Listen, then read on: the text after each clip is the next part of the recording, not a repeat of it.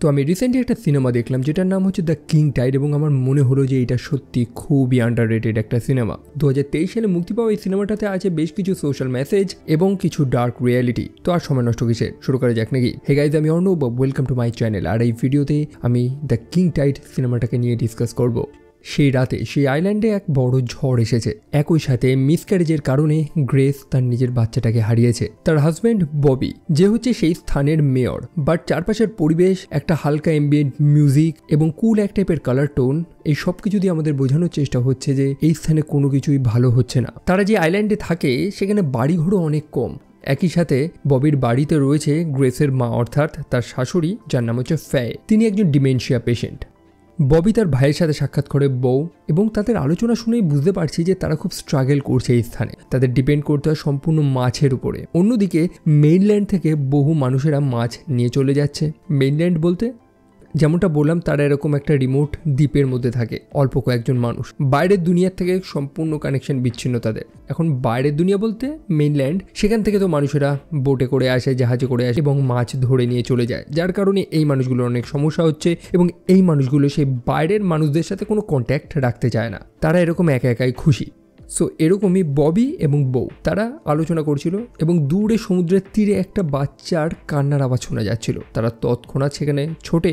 গতকাল রাতেই চরম ঝড় উঠেছিল এবং জোয়ারের জলে সেখানে একটা নৌকা ভেসে এসেছে, যে ভাঙাচোরা নৌকাটার মধ্যেই একটা ছোট্ট বাচ্চা মেয়ে ছিল। সেই টাউনের প্রত্যেকটা মানুষ বাচ্চা মেয়েটাকে উদ্ধার করে, তবে এটা যেমন তেমন কোনো বাচ্চা ছিল না, তার মধ্যে ছিল কিছু ঐশ্বরিক শক্তি।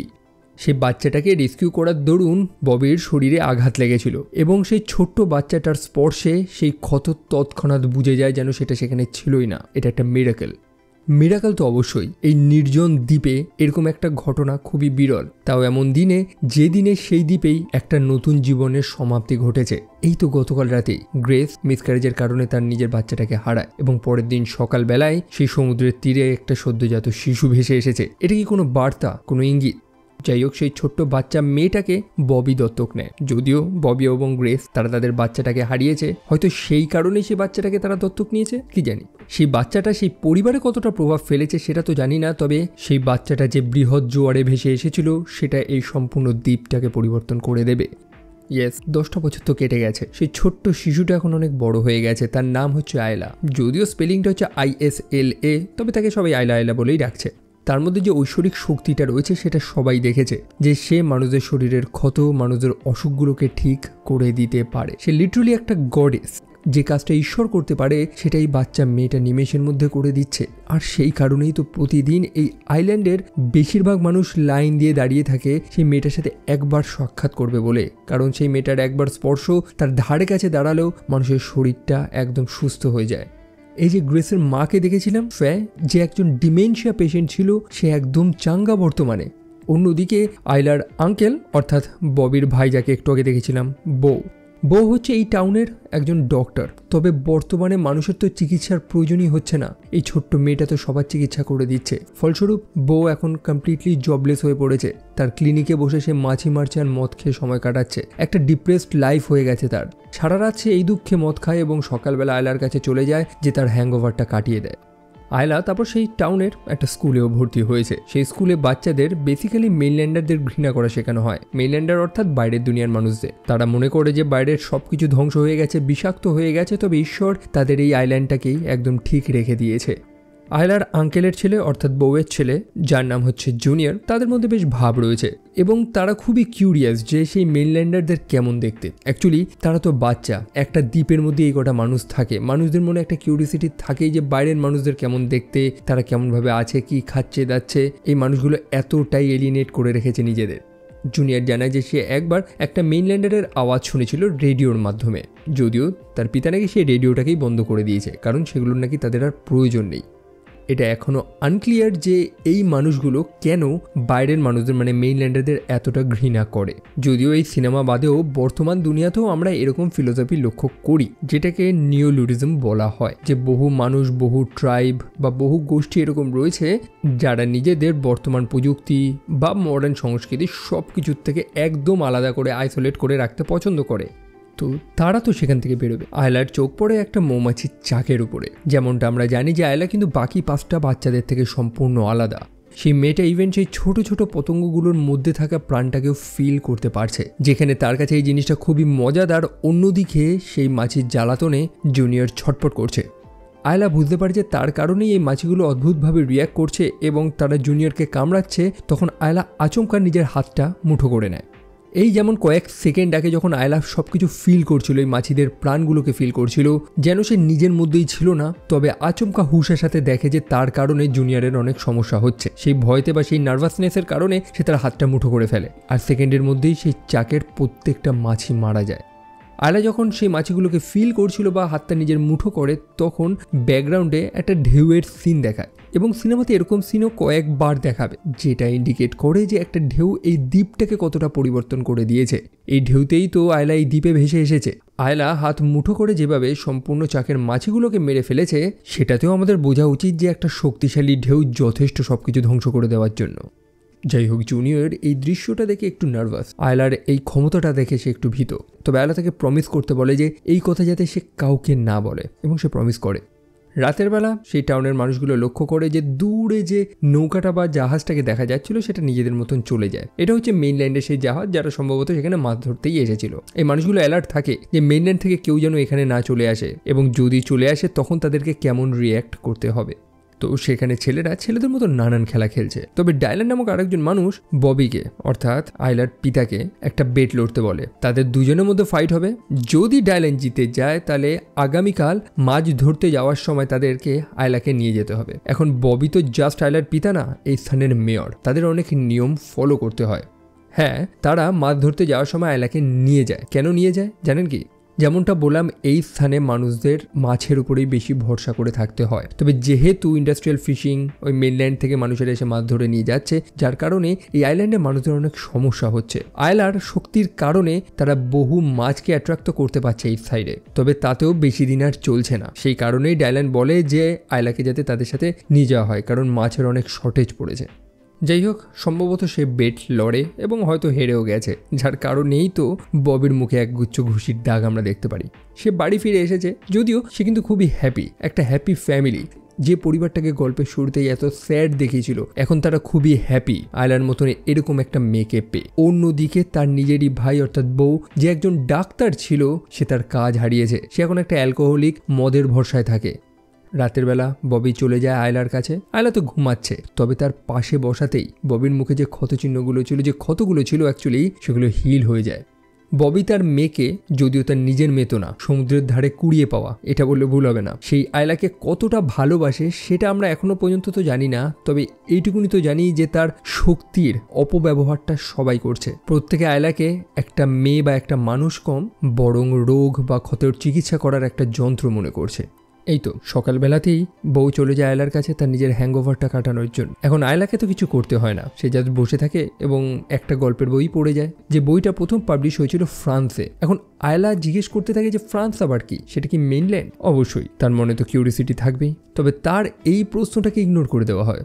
তারপর আর কি, আয়লাকে নিয়ে চলে যাওয়া হয় সেই মাছ ধরতে। যেমনটা বলেছিলাম যে এটা তো নতুন কিছু না, তবে এবার আয়লাকে অনেক আগে আগে আনা হয়েছে, কারণ মাছ একদমই আসছে না। এই মানুষগুলো খাবে কি?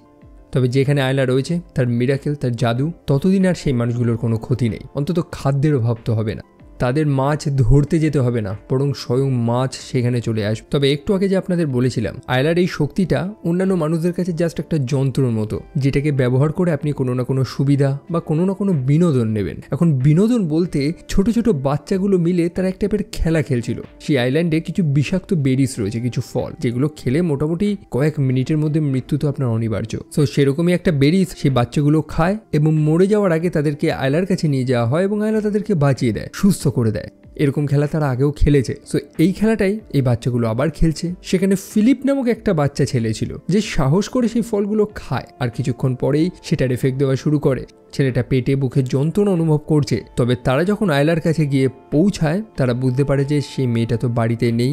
অবশ্যই আয়লাকে তো নিয়ে যাওয়া হয়েছে সেই মাছ ধরতে। অনেকটাই দেরি হয়ে গেছে। বউ সেই বাচ্চাটাকে বাঁচানোর চেষ্টা করে, তার পেট থেকে সেই বিষগুলো বার করানোর চেষ্টা করে, তবে সত্যি অনেকটা দেরি হয়ে গেছে। পরে আয়লা তো সেখানে আসে, তবে একটা মৃতকে সে আর বাঁচাতে পারে না। ফিলিপের মা অর্থাৎ ন্যান্সি আয়লাকে রিকোয়েস্ট করতে থাকে তাকে ফেরত আনার জন্য। যেমনটা বললাম, তাদের চোখে সেই মেয়েটা তো একটা যন্ত্র, এবং বউ সেটা রিয়েলাইজ করে যে মানুষেরা কতটা অন্ধ হয়ে গেছে।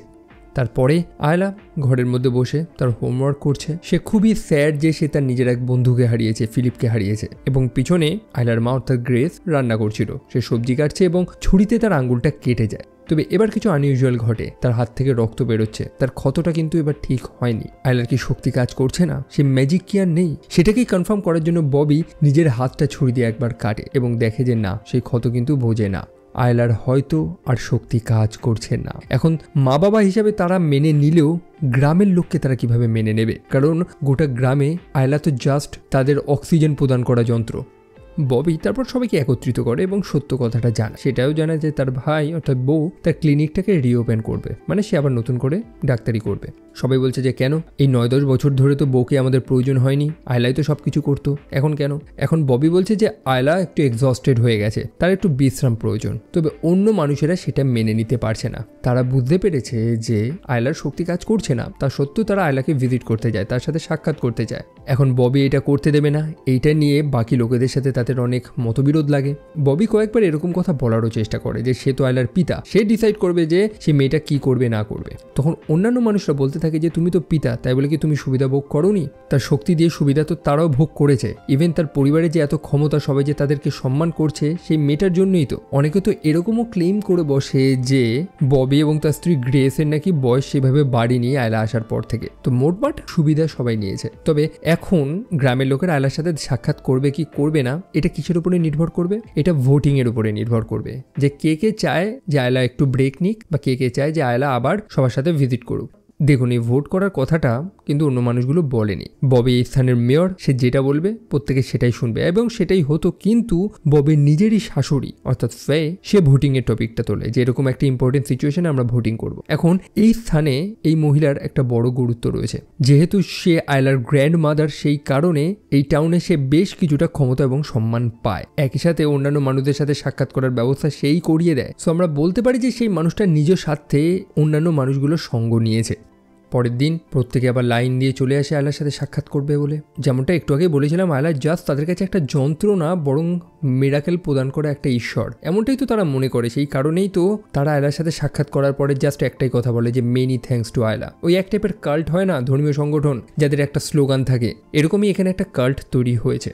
তো এরই মধ্যে ববির সাথে সাক্ষাৎ করতে এসেছে ফ্র্যাঙ্ক এবং ন্যান্সি। তারা হচ্ছে সেই বাচ্চাটা যে মারা গেল না, যে ছেলেটা বিষফল খেয়ে, তার পিতামাতা। সো ফ্র্যাঙ্কের আর একটা মেয়েও রয়েছে যার নাম হচ্ছে সুজান। রিসেন্টলি ফিলিপের মৃত্যুর পর থেকে সুজান একটু ট্রমাটাইজ হয়ে রয়েছে এবং তার চিকিৎসা প্রয়োজন, এবং এই আইল্যান্ডে অবশ্যই চিকিৎসার তেমন ব্যবস্থা নেই। সেই কারণে ফ্র্যাঙ্ক ববির থেকে পারমিশন নিতে এসেছে যে তারা এই আইল্যান্ড ত্যাগ করে মেইনল্যান্ডে যাবে তার মেয়ের চিকিৎসার জন্য, এবং তারা প্রমিস করেছে যে আয়লার ব্যাপারে তারা কোনো কিছু কাউকে বলবে না। তবে যেমনটা বললাম, ববি তো প্রতিজ্ঞা নিয়েই নিয়েছে যে বাইরের দুনিয়ার কারোর সাথে তারা সাক্ষাৎ করবে না এবং কাউকে যেতেও দেবে না। সে সরাসরি ফ্র্যাঙ্ক এবং ন্যান্সিকে না বলে দেয়। অন্যদিকে সেই সিটি টাউন হলে বহু মানুষ গ্যাদার করেছে, যাদের লিডার হচ্ছে ফে অর্থাৎ গ্রেসের সেই মা। এই মানুষগুলো এক টাইপের কাল্ট, যারা আয়লাকে এক টাইপের ঈশ্বর, মানে তাদের এক গডেস মনে করে, সামথিং লাইক দ্যাট। তো সেখানে এক কমিউনিটি গ্যাদারিং হচ্ছে, যেখানে প্রত্যেকে বসে তাদের প্রবলেমগুলো শেয়ার করছে, যাদের মধ্যে ফে নিজেও ছিল। তবে গল্পের শুরুতেই তো দেখেছিলাম না যে সে একটা ডিমেনশিয়া পেশেন্ট, আর বর্তমানে যেহেতু আয়লা তার নিজের শক্তিটা হারিয়েছে, যার কারণে তার রোগটা, তার ডিমেনশিয়া আবার ফিরে আসছে। সে কথা বলতে বলতে চুপ হয়ে যাচ্ছে, ভুলে যাচ্ছে। অন্যদিকে আমরা বউকে দেখতে পাই যে আয়লা এবং তার নিজের ছেলে অর্থাৎ জুনিয়রকে নিয়ে চলে যায় তাদের বেসমেন্টে, যেখানে সে একটা টিভি লুকিয়ে রেখেছে। সেখানেই বাচ্চা দুটো প্রথমবারের মতন টিভি, মানে এরকম টাইপের প্রযুক্তি, এই যন্ত্র এবং বাইরের দুনিয়ার মানুষদের দেখতে পায়। এতক্ষণে আমরা স্পষ্ট এইটুকুনি তো বুঝে গেছি যে বউ মানুষটা বাইরের দুনিয়ার সাথে কন্ট্যাক্ট রাখতে চায়, তাদের নলেজ সবকিছু পেতে চায়। অফকোর্স সে একটা ডাক্তার, ঈশ্বরের দোহাই দিয়ে এরকম একটা স্থানে কেউ কোনোদিন টিকে থাকতে পারবে না ভাই, বাট কি করবে সে, একাই বা কি করবে। অন্যদিকে রাতের বেলা যখন আয়লা ঘুমাচ্ছিল, তখন তার মা গ্রেস লক্ষ্য করে যে তার হাতের ক্ষতটা ঠিক হয়ে গেছে। ববিও এটা লক্ষ্য করে। তবে গ্রেস চলে যায় তার মাকে ডাকার জন্য, তার মায়েরও তো রোগ রয়েছে। তবে ববি এটা চায় না। ববি প্রথমেই সন্দেহ করেছিল যে গ্রেসের মা অর্থাৎ ফে, তার যে সেই কাল্ট রয়েছে না, সাপোর্ট গ্রুপ, তারা যখন জানতে পারবে যে আয়লার শক্তি ফিরে এসেছে, তবে তখনই যখন আয়লা ঘুমাবে তখন আর এক জ্বালাতন শুরু হবে। অন্যদিকে বউ তার ক্লিনিক থেকে বেরিয়েছে এবং সেই টাউন হলে সে একটু ভিড় লক্ষ্য করতে পারে।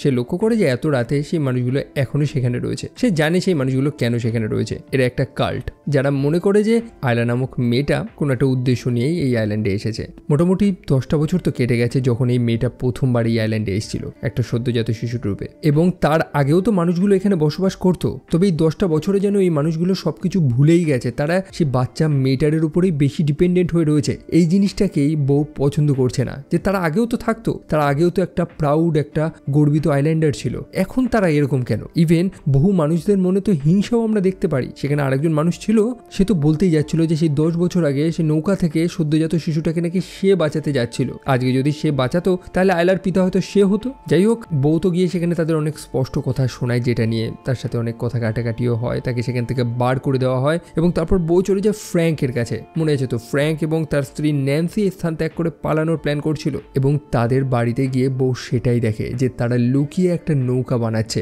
ঘরেরই পার্স দিয়ে।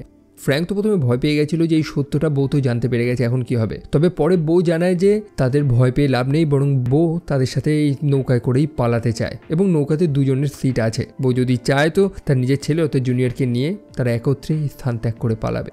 অন্যদিকে ফে, তার তো ডিমেনশিয়া, রোগ আরও বাড়ছে। বাধ্য হয়ে তার মেয়ে অর্থাৎ গ্রেস তাকে নিয়ে চলে যায় আয়লার কাছে যখন সে ঘুমাচ্ছিল। তার রোগের চিকিৎসা তো হয়ে যায়। এখন সে যেহেতু জেনে গেছে, তার কাল্টের লোকেরা, তার গ্রুপের লোকেরাও তো জানবে।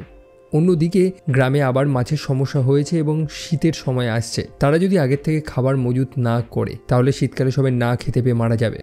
আগেরবার তাদের মাছ ধরাটা ব্যর্থ হয়েছিল কারণ ফিলিপ নামক সেই ছেলেটা মারা গিয়েছিল, তারা সম্পূর্ণ করতে পারেনি কাজটা। তবে এবার তো করতে হবে। তো ববি এখন কি করবে?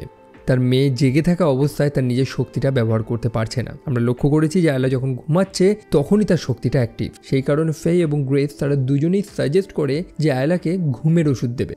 এখন ববি তো এই জিনিসটা মেনে নিতে পারছে না। অবশ্যই সে তার মেয়ে বা আয়লার থেকে অনেক সুযোগ সুবিধা তো নিয়েছে, তা সত্ত্বেও তার মধ্যে কিছু মানবিকতা তো রয়েছে যে আমরা সেই মেয়েটাকে হিউম্যান বিং হিসেবে দেখছি তো না, প্রত্যেকে যে যার স্বার্থ নেওয়ার চেষ্টা করছে তার থেকে। এখন ববির হাতে রাস্তাও তো কিছু নেই, সেই স্থানের মেয়র, কিছু তো তাকে করতেই হবে। পরে সে এরকমও চিন্তা করা শুরু করে যে সত্যিই যদি এই স্থানটা ত্যাগ করে সে যদি মেইনল্যান্ডে চলে যায় তার মেয়েকে নিয়ে, হয়তো ভালো থাকবে। কারণ সেও এবার ফিল করতে পারছে যে এই স্থানের মানুষগুলো ধীরে ধীরে পাগল হয়ে যাচ্ছে। আর সত্যিই তো তাই। আয়লাকে ঘুমের ওষুধ দেওয়া হয় এবং সে যখন ঘুমায় তখন তাকে নিয়ে চলে যাওয়া হয় সেই জলে। সাপোর্ট গ্রুপের শখ মানুষ সেখানে একত্রিত হয়েছে এবং সবাই আয়লার প্রার্থনা করছে। মেনি থ্যাঙ্কস টু আয়লা, যে স্লোগানটা তারা সবসময় দিতে থাকে। আয়লার হাতের স্পর্শে আবার সেখানে মাছ চলে আসে, যদিও আয়লা কিন্তু সেই ওষুধ খেয়ে ঘুমাচ্ছে। জাস্ট ইম্যাজিন করুন যে একটা ছোট বাচ্চা মেয়ে যাকে লিটারালি ব্যবহার করা হচ্ছে, তাদের হাতে কি কোনো অপশনস নেই? তারা মেইনল্যান্ডের সাথে যোগাযোগ করতে পারে, তারা নিজেরাই স্ব ইচ্ছায় নিজেদেরকে সবার থেকে বিচ্ছিন্ন করে রেখেছে এবং এখন একটা ছোট্ট মেয়ের শক্তিটাকে, গড গিফটেড পাওয়ারটাকে স্পয়েল করছে তারা। আর কি, তারা তাদের কাজটাকে উসুল করে নিয়েছে। সবাই খুবই হ্যাপি। তবে ববি এবং বউ তারা কেউ হ্যাপি না। ববি বুঝতে পারে যে পিতা হিসাবে সে জাস্ট ব্যর্থ হয়েছে, সে এটা করতে চায় না। এখন সে কিছু বলতেও তো পারছে না। বাঁচার একটাই উপায় যে সে তার মেয়েকে নিয়ে এই স্থানটা ত্যাগ করে চলে যাবে। এই অভিশপ্ত পাথরের তৈরি এই সম্পূর্ণ আইল্যান্ডটা সে ত্যাগ করে দেবে। তবে কিভাবে যাবে?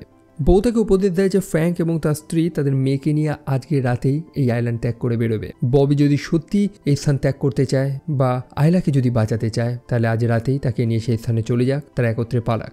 বউ আবারও প্রমাণ করে দেয় যে সে সত্যি একটা ভালো হৃদয়ের মানুষ, কারণ তার এখান থেকে পালানোর একটা সুযোগ ছিল, তা সত্ত্বেও সে নিজের ভাই এবং আয়লাকে একটা সুযোগ করে দেয়। সে রিয়েলাইজ করে যে এই আইল্যান্ডের মানুষেরা কতটা বিষাক্ত হয়ে গেছে। তবে এই মানুষগুলো তো জানে না যে আয়লাকে তারা তাদের ঈশ্বর মনে করছে, যে সবকিছু ঠিক করে দিতে পারে, সে সবকিছু ধ্বংসও তো করে দিতে পারে। আয়লা সম্ভবত কোনো দুঃস্বপ্ন দেখছিল, সে হাতটা মুঠো করে রেখেছিল এবং পাশে অ্যাকোরিয়ামে একটা মাছ তৎক্ষণাৎ মরে যায়। এই যে বলেছিলাম একটু আগে যে ঢেউ তাদেরকে এত বড় আশীর্বাদ দিয়েছে, সেরকমই একটা শক্তিশালী ঢেউ কিন্তু সবকিছু ধ্বংসও করে দিতে পারে।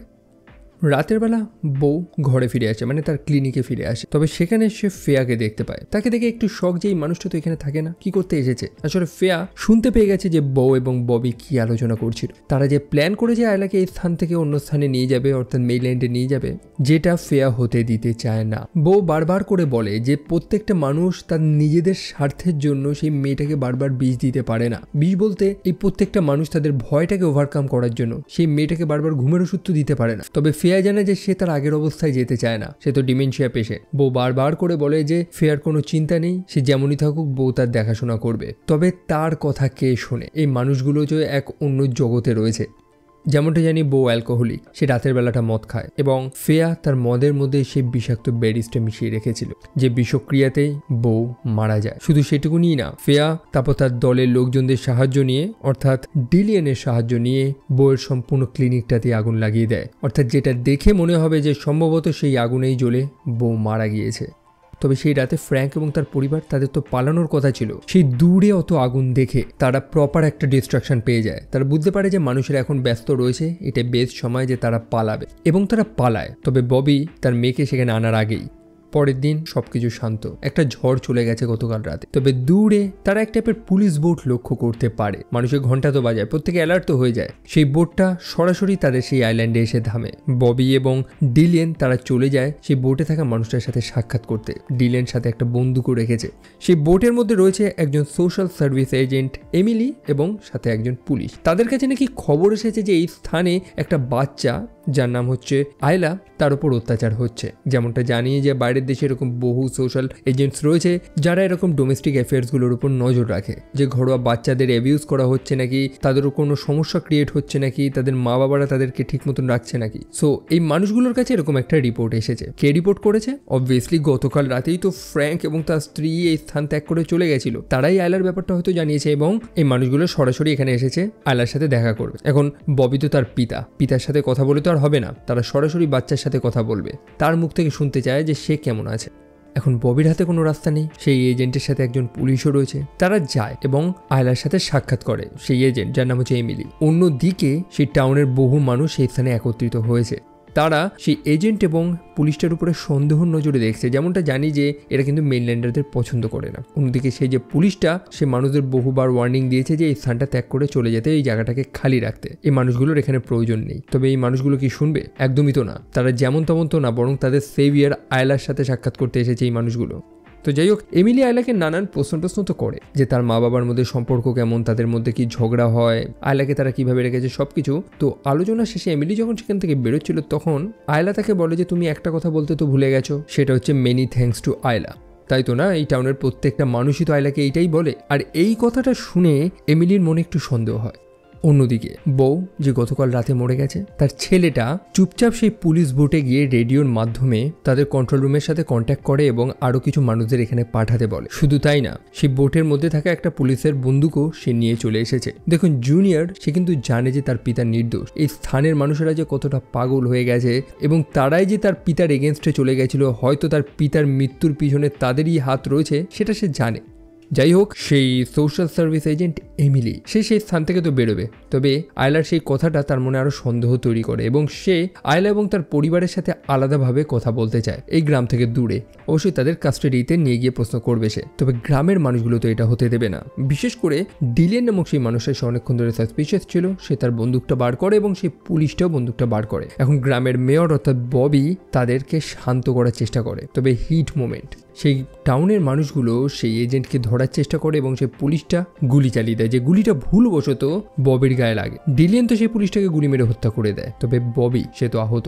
সে বারবার বলছে যে আমার মেয়েকে ডাকো, অর্থাৎ আয়লাকে ডাকো। এখন তার নিজেরই শাশুড়ি অর্থাৎ ফে, সে বলতে থাকে যে হ্যাঁ, আয়লাকে ডাকা হবে, তবে তার আগে ববিকে প্রমিস করতে হবে যে সে ফে এবং তার এই গ্রুপকে সাপোর্ট করে কিনা। অর্থাৎ তারা যে কাল্টটা চালাচ্ছে না, এই ধর্মীয় সংগঠন যারা আয়লাকে প্রে করে, তাদেরকে সে সাপোর্ট করে নাকি। পাতিকতায় হচ্ছে ববি যাতে তার মেয়েকে স্থান ত্যাগ করে অন্য কোথাও নিয়ে না যায়। ববি কিন্তু পরে চেয়েছিল তার মেয়েকে স্থান থেকে অন্য জায়গায় নিয়ে যেতে। সেই এমিলি যখন বলেছিল যে তাদেরকে স্থান থেকে অন্য জায়গায় নিয়ে গিয়ে প্রশ্ন করা হবে, তখন সে রাজিও হয়ে গেছিল। তবে ফে তো এটা হতে দেবে না। সো ববির হাতে তো কোনো রাস্তা নেই, মৃত্যু তার চোখের সামনে এবং সে রাজি হয়ে যায়। এখন তৎক্ষণাৎ আয়লাকে ডাকতে হবে। ববির বুকে গুলি লেগেছে। এখন আয়লা তো আর এমনি চিকিৎসা করতে পারবে না। সে যখন ঘুমায় তখনই তার পাওয়ারটা অ্যাক্টিভ হয়। এখন তাকে ঘুম কে পাড়াবে? তার ওষুধ তো নিয়ে চলে এসছে, যেটা আয়লাকে পান করতে হবে, জলটা। তবে আয়লা তো পান করবে না। যে সে কেন পান করবে? আয়লা তো নিজেও জানে না যে তার ঘুমের মধ্যেই মানুষেরা তাদের কাজগুলোকে বার করিয়ে নিচ্ছে। তাকে যে ব্যবহার করা হচ্ছে লিটারেলি, সেটা তো সে জানে না। সে যখন প্রশ্ন করে যে কি হয়েছে, আমি এটা কেন পান করব, তখন তার প্রশ্নের কেউ উত্তর দেয় না এবং তাকে জোর করে সে জলটা পান করানোর চেষ্টা করা হয়। আয়লা ছটপট করে, আর সেই মুহূর্তে জুনিয়র সেখানে বন্দুকটা নিয়ে চলে আসে। সে প্রথমেই ফেকে কনফ্রন্ট করে যে তুমি আমার পিতার সাথে কি করেছো, কারণ সে সন্দেহ করেছিল। সে বুঝতে পেরে যায় যে ফে মিথ্যে কথা বলছে এবং তারা যখন জুনিয়রের হাত থেকে বন্দুকটা নেয়ার চেষ্টা করে, তখনই বাচ্চা মানুষ সেখানে গুলি চালিয়ে দেয়। পাশে আয়লা ছিল, যে বন্দুকের আওয়াজ এবং প্রচন্ড নার্ভাসে ভয়তে হাতটা মুঠো করে বসে। প্রতিবার যখন আয়লা নিজের হাতটা মুঠো করছে তখনই আমরা বারবার করে এই ঢেউ দেখছি এবং কিছু বিনাশ ঘটছে। কখনো সেই মাছগুলো মরে যাচ্ছে, অ্যাকোরিয়ামে থাকা সেই মাছ কখনো মরে যাচ্ছে, এবং আজকে এই ঘরের মধ্যে থাকা প্রত্যেকটা মানুষ, শুধু ঘর না, আয়লা চোখের জল নিয়ে কাঁদতে কাঁদতে কাঁপতে কাঁপতে বাইরে যখন বেরোয় সে দেখে যে বাইরেও মানুষের লাশ পড়ে রয়েছে। এই সম্পূর্ণ আইল্যান্ডের প্রত্যেকটা মানুষ মারা গেছে। আয়লা কাঁদতে কাঁদতে সেই স্থানে চলে যায় যেখানে সে এবং জুনিয়র একসাথে বসে গল্প করত। এখানেই তো তারা হাতে পাথর নিয়ে জলে ছুঁড়ে মারত এবং সেই মেইনল্যান্ডারদের, বাইরের দুনিয়ার মানুষদের গালাগালি দিত। আয়লা এখন সেটাই করছে। সে মনে করছে যে তার পিতা হয়তো যেটা বলতো সেটা সত্য, বাইরের দুনিয়ার মানুষরাই হয়তো বাজে। কারণ আজকেই তো দেখলো যে বাইরের দুনিয়া থেকে দুজন মানুষ আসলো, মেইনল্যান্ড থেকে দুজন মানুষ আসলো এবং এই স্থানে এরকম একটা খারাপ কাজ হলো। আয়লাকে আমরা দেখি যে সেই জলের দিকে তাকিয়ে রয়েছে, তবে দূরে 2-3টে পুলিশের বোট সেই দিকে আসছে।